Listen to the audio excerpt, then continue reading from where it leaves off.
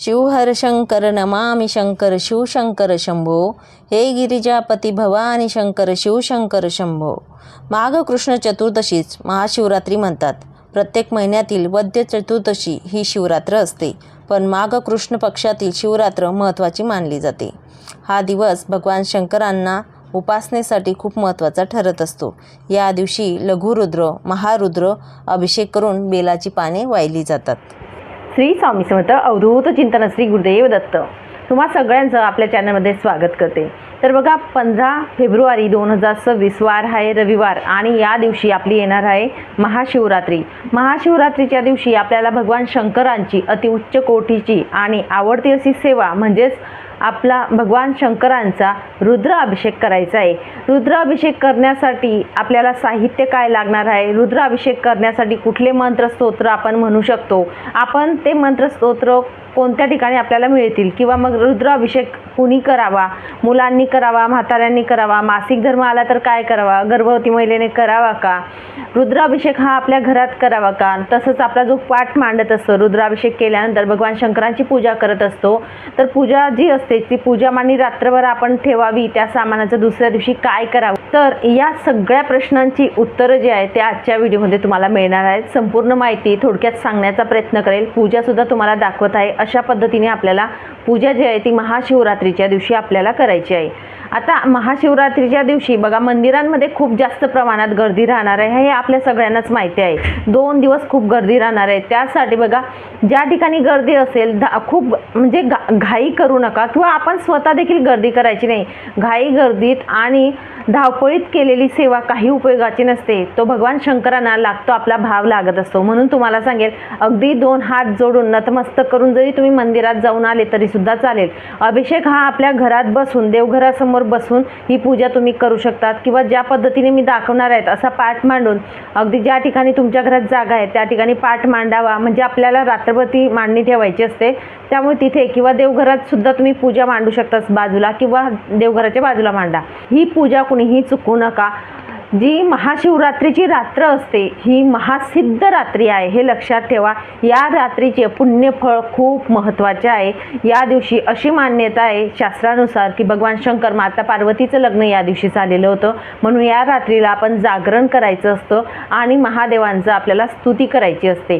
तर जे काही तुम्हाला सेवा करता येईल ती कराच, पण बघा जी काही मी सेवा सांगणार आहे ती नक्कीच करा। आजच्या दिवसाला जी सांगणार आहे अगदी मंत्रस्तोत्र नाही आले मुलांकडून करून घ्या, कशीही करा, पण नक्कीच आपल्या घरात सेवा होणं खूप महत्त्वाचं आहे।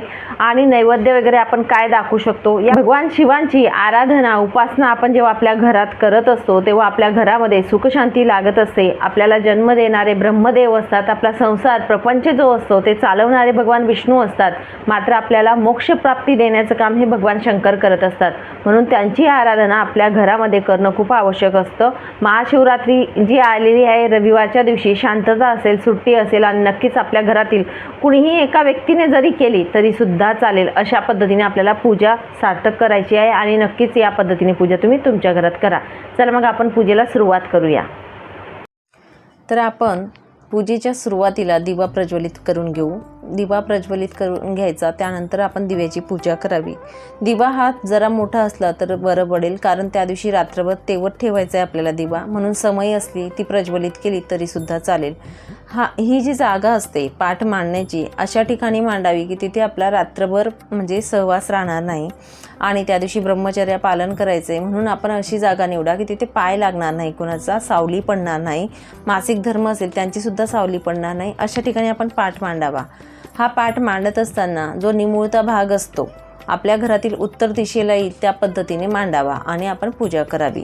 आता जो पाठ मांडलेला आहे त्यावरती आपण पांढरं वस्त्र आपण टाकायचं आहे। एक ताम्हण घ्यायचं आहे, ताम्हणामध्ये आपण शिवाची जी पिंड असते देवघरातील ती घ्यावी, पाण्याने अभिषेक करावा, 11 पळी टाका, नंतर पंचामृत असेल पंचामृताच्या 11 पळी, आणि नंतर साध्या पाण्याने परत स्वच्छ पाण्याने 11 पळी पाणी टाका। ही पूजा करत असताना ओम नमः शिवाय, ओम नमः शिवाय, ओम नमः शिवाय या पद्धतीने तुम्ही जप करायचा आहे आणि अभिषेक करायचा आहे। अभिषेक केल्यानंतर भगवान शंकरांची पिंड आपण जी असते ती उचलून घ्या, स्वच्छ कपड्याने स्वच्छ पुसून घ्या, कोरडी करा। त्यानंतर जे पाणी असेल हे आपण अभिषेक केलेलं एका बाजूला काढून घ्या। आणि त्यानंतर ताम्हण स्वच्छ धुवून घ्या आणि नंतर परत आपल्याला तिथे ठेवायचं आहे। या पद्धतीने आपण पूजा करायची। आपल्याला जी भगवान शिवांची आराधना उपासना करत असतो, हे करत असताना आपल्या मनात नामस्मरण असणं खूप महत्त्वाचं आहे। ओम नमः शिवाय किंवा श्री शिवाय नमस्तुभ्यम कुठलाही मंत्र तुम्ही स्मरण करू शकतात। आणि इथे आपण ताम्हण ठेवलेलं आहे, तर बघा हे ताम्हण मी छोटं ठेवलेलं आहे, तुम्ही मोठं भांडं घ्या, कारण रुद्राभिषेक करण्यासाठी 1-1.25 तास लागत असतो पाण्याने जेव्हा अभिषेक करतो, म्हणून ताम्हण मोठं घ्यावं जेणेकरून आपल्याला उठायला होणार नाही या पद्धतीने। आणि अजून एक महत्त्वाचं म्हणजे जेव्हा आपण अभिषेकासाठी पिंड ठेवणार आहोत त्याकडे थोड्या अक्षदा ठेवा। पिंड ठेवल्यानंतर ती उचलता येत नाही पूर्ण अभिषेक झाल्याशिवाय। आणि आपण सुद्धा अभिषेकासाठी बसलो तर आपण सुद्धा जागेवरून उठायचं नाही। आपल्याला काही लागत असलं, पाणी लागेल किंवा काही अष्टगंध किंवा चंदन काही असो, तुम्हाला जर वस्तू लागेल तर दुसऱ्याला सांगायचं, तुम्ही उठायचं नाही। हा एक नियम पाळावा अभिषेक करत असताना जेव्हा रुद्राभिषेक करतो। तुमच्याकडे गळती असेल तर या पद्धतीने तुम्ही गळतीचा वापर करा। अजूनही ते सांगेल, तुमच्याकडे जर रुद्रयंत्र असेल तर रुद्रयंत्राचा सुद्धा महादेवांसोबत तुम्ही अभिषेक करू शकतात। अगदी चम्मचने पाणी टाकलं तरी चालेल। 2 गळती असतील तर रुद्रयंत्रावर 1, महादेवावर 1, या पद्धतीने तुम्ही अभिषेक करू शकतात। गळती असल्या कारणाने काय होतं, आपली गळती जी असते म्हणजे पाणी टाकायचं काम करते, फक्त वरच्या आपलं तांब्यातलं पाणी संपलं का ते बघावं आणि तो भरून ठेवावा। आपण मंत्रस्तोत्रमध्ये आपलं मन लागतं, हा फरक पडतो। चम्मचने म्हटलं तर जास्त फजिती होत असते, म्हणून गळती असणं खूप आवश्यक असतं। या पद्धतीने आपण गळतीने अभिषेक करावा। अभिषेक करत असताना आपल्याला काही मंत्रस्तोत्र म्हणायचे असतात। रुद्र जे आपण रुद्री पूजन करत आहोत किंवा रुद्राभिषेक करत आहोत त्यासाठी लागणारे मंत्रस्तोत्र कोणते ते आपण बघूयात। तर सर्वप्रथम आपल्याला बघा, रुद्राभिषेक जो असतो तो षोडोपचार पूजा जी असते महादेवांची त्यामध्ये येत असतं, आणि म्हणूनच त्या अभिषेक करत असताना काही मंत्र आणि स्तोत्र पठण करावे लागतात। पहिलं म्हणजेच गणपती अथर्व शीर्ष 1 वेळा म्हणायचं आहे। संस्कृत किंवा मराठीमध्ये रुद्र पठण करायचं आहे 1 वेळा। गायत्री मंत्र 1 वेळा, संजीवनी मंत्र 11 वेळा, अमृत संजीवनी मंत्र 11 वेळा, महामृत्युंजय मंत्र 11 वेळा, कालभैरवाष्टक 1 वेळा, त्यानंतर शिवकवच स्तोत्र 1 वेळा, शिवमहिम्न संस्कृत किंवा मराठीमध्ये 1 वेळा, 12 ज्योतिर्लिंग स्तोत्र 1 वेळा, रामरक्षा 1 वेळा, श्रीसूक्त 1 वेळा। आणि त्यानंतर बघा, हा जो मंत्र मी म्हणणार आहे तो 11 वेळा, म्हणजे शिवहर शंकर नमामि शंकर शिवशंकर शंभो, हे गिरिजापती भवानी शंकर शिवशंकर शंभो, हा 11 वेळा म्हणायचा आहे। हे सगळं म्हटल्यानंतर आपला अभिषेक इथे झालेला असतो आणि आपण महादेवाची पिंड उचलून घ्यावी। ती पिंड स्वच्छ अशी कपड्याला पुसावी। जे तीर्थ असतं ते अमृता समान बनलेलं असतं, ते बाजूला आपण सांभाळून ठेवावं आणि ते तीर्थ आपल्या घरातील प्रत्येक व्यक्तीला द्यायचं आहे। हट्टी, तापट, रोगी, आजारी माणसांना दिल्यानंतर ते बरे होतात आणि नक्कीच बरे होतात, हे लक्षात ठेवा। ते अमृताचं काम करत असतं। या पद्धतीने आपण वापर करायचा आहे। ते पाणी उरलं तर झाडांना टाका, या तुळशीला टाकू नका। आता पाटावरती आपण स्वच्छ पुसून घेतली महादेवांची पिंड 1 रास करायची आहे तांदळाची, त्यावरती ठेवायची आहे। उत्तरेला येईल निमुळता भाग अशा पद्धतीने आपल्याला ठेवायची आहे।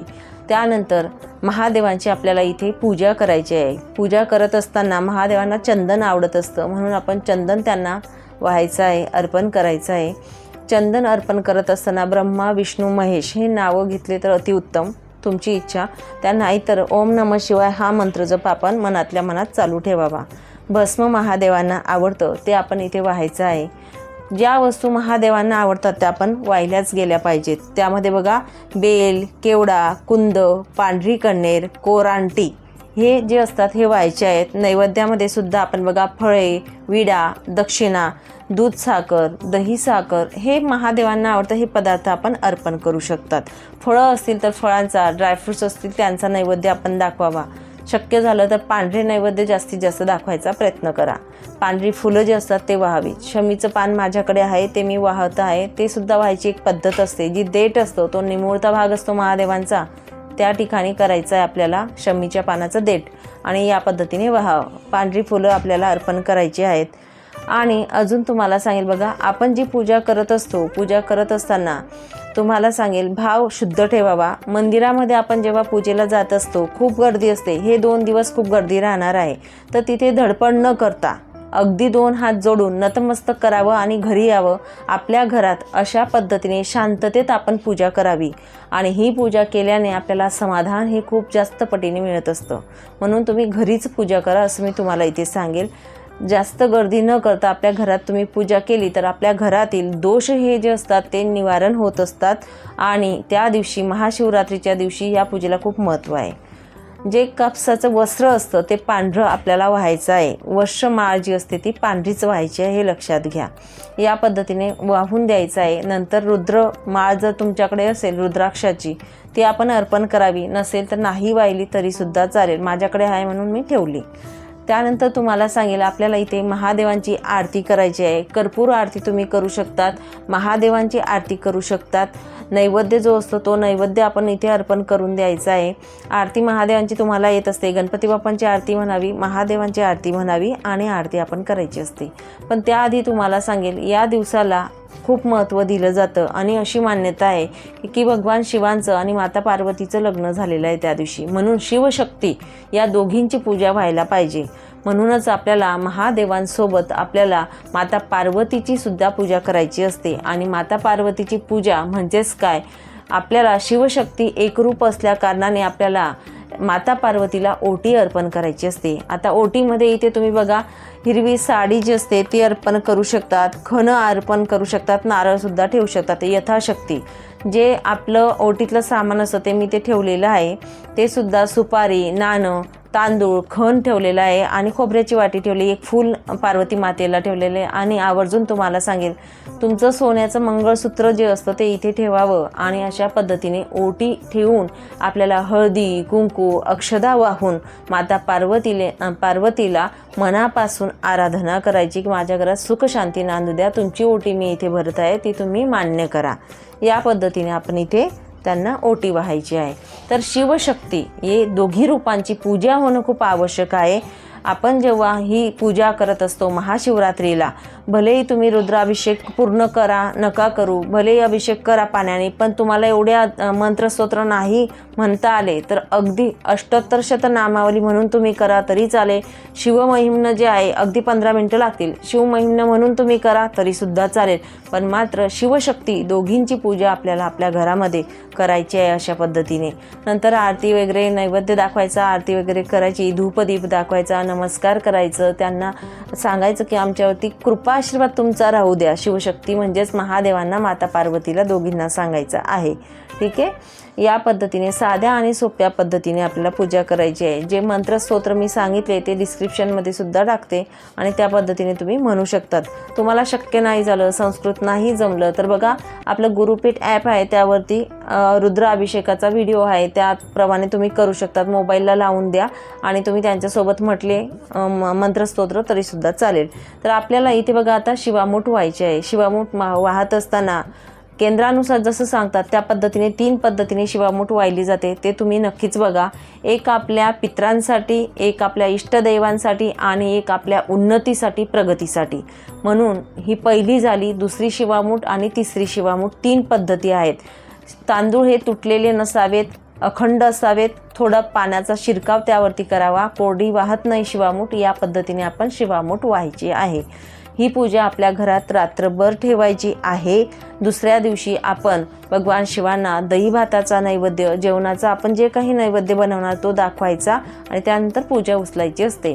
तर बघा ही पूजा सगळी काही झाल्यानंतर आपण शेवटी बघा महाशिवरात्रीच्या दिवशी लास्टला आपण बेलपान व्हायचे आहेत. मी बेलपान का नंतर दाखवले तर बेलपान बघा वाहिल्याची पद्धत कशी असते. चिकन जो भाग असतो तो शिवांच्या पिंडीवर ठेवायचा.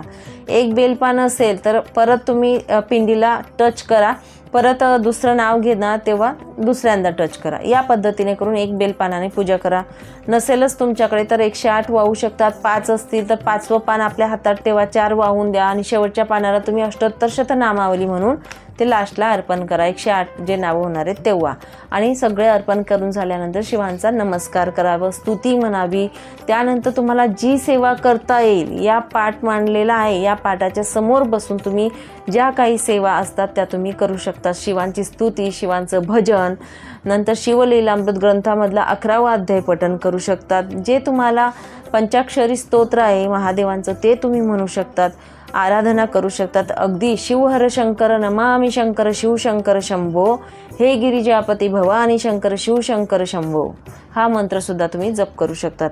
आता मासिक धर्म आला असेल तर तुमच्या घरात पूजा करू शकतो का? तर तुम्ही न करता दुसऱ्याकडून, मुलांकडून अगदी थोडा का असेना पाण्याने अभिषेक नक्कीच त्या दिवशी आपल्या घरामध्ये करा असं सांगेल. तुम्ही हात लावू नका, लांब बसा. मिस्टरांना किंवा मुलांना सांगा.